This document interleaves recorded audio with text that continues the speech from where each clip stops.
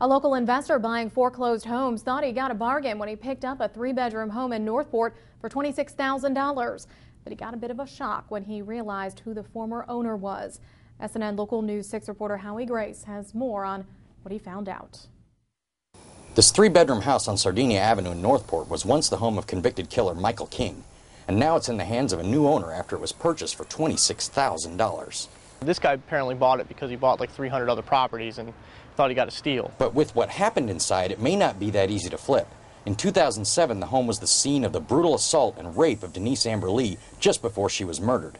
Denise's husband, Nathan Lee, doesn't think anyone should live or want to live in the home. And if I knew it was going to sell for $26,000, I would have bought it myself and demolished it. Carl Helbig of Osprey is the new owner of the infamous property. He tells SNN 6 that he was aware of the King trial, but it didn't register to him that part of the crime actually happened at the house. Real estate attorney Ed Watiski says that full disclosure laws in Florida can be kind of hazy. If the seller knew something, if the seller of residential property knows of an adverse condition to the property, the current law in Florida is that the seller has a duty to disclose to the buyer that condition. The new owner of the home says he intends to rehab it and put it back on the market. Does he have a wife?